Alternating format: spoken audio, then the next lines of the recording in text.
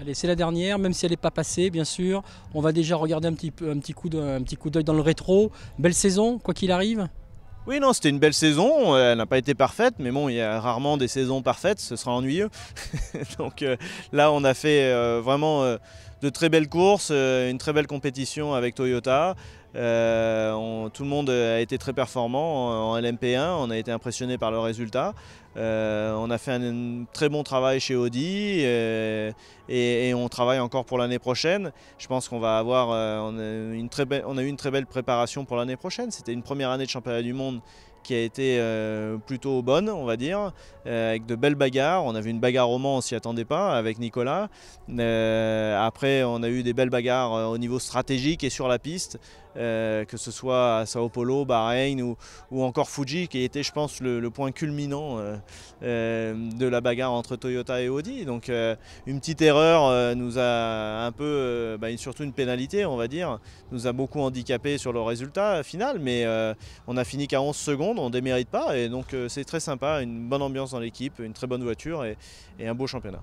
Justement, cette course au Mont Fuji, je me rappelle de Silverstone. Silverstone, vous étiez pris une pénalité et à ce moment-là, c'était, bon, sur le coup, un peu frustré, voire un peu colère. Là, on n'a pas senti la même chose. Bon, vous auriez pu avoir la même réaction à la limite qu'à Silverstone, avec c'est quand même un peu la GT qui vient chercher la P1. Et bon, on applique la règle, mais...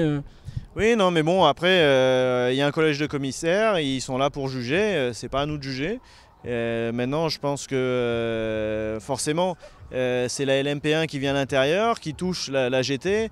Maintenant, on peut s'apercevoir aussi que la GT referme brutalement la porte et qu'on n'arrête pas des voitures comme ça sur des virages très serrés. Et donc, il faudrait prendre un petit peu en compte ce paramètre. Le fait, je pense, qu'on ait eu un safety car juste après et qu'on n'ait pas perdu beaucoup de temps à changer le capot, ça a relancé la course, c'était bien pour le championnat, je pense. Donc, et puis ça a fait une belle fin de course. Nous, c'est sûr, on est frustrés, on trouve qu'elle est un peu rude, la pénalité, surtout qu'il y a eu d'autres pilotes qui ont touché à cet endroit-là, qui n'ont pas eu de pénalité. Maintenant, Muke a fait un tête à queue, oui, c'est vrai, mais il a rien abîmé sur sa voiture. Je pense qu'on a été suffisamment pénalisé à cette course-là, quoi. Mais bon, c'est pas à nous de juger. En tout cas, la stratégie qui a été prise par votre voiture et par Audi, pas de problème, hein. C'était une stratégie agressive, on changeait de pneus à chaque fois. Il fallait absolument rester dans le rythme, dans ce rythme-là, pour justement, on sait toujours qu'à la fin, Toyota s'arrête une fois de plus. Il fallait rester dans une zone de temps qui permettait de repasser devant. Bon, là, on sait pourquoi ça ne s'est pas fait, mais c'est très agressif dans ces cas-là comme course. Au niveau du pilotage, ça veut dire que c'est à fond tout le temps ? C'est à fond tout le temps, et le problème de mon deuxième stint, en fait, c'est qu'au début, j'ai été un peu trop conservatif, vu qu'au premier stint, j'avais doublé la Toyota, ce qui était, on va dire, un avantage. J'avais pris une bonne avance sur la stratégie. Et quand je suis reparti mon deuxième stint, j'ai été un peu trop conservatif. J'ai pas assez attaqué dans le trafic, j'ai été trop prudent. Et je suis pas remonté assez vite, et j'ai commencé à me dire, oh là, il commence à avoir un bon rythme. J'ai fait mes calculs, je me suis dit, bon, Nico a à peu près le même rythme qu'au premier stint, ça veut dire qu'il dégrade plus autant qu'au début de la course. Il va falloir attaquer un peu plus. Et donc c'est vrai que j'ai attaqué un peu plus. La marge énorme de sécurité que je prenais avant, je ne l'ai pas prise suffisamment. Quand je suis tombé sur Muke, on le connaît, hein, on sait comment ça se passe régulièrement avec lui. Si j'avais su que c'était lui, honnêtement, je ne serais peut-être pas allé, j'aurais peut-être pas risqué. Voilà. Tout de suite, quand il a fermé la porte, j'ai dit à la radio, ouais, je suis sûr que c'est Muke. Et c'était lui. J'avais pas besoin de voir plus loin.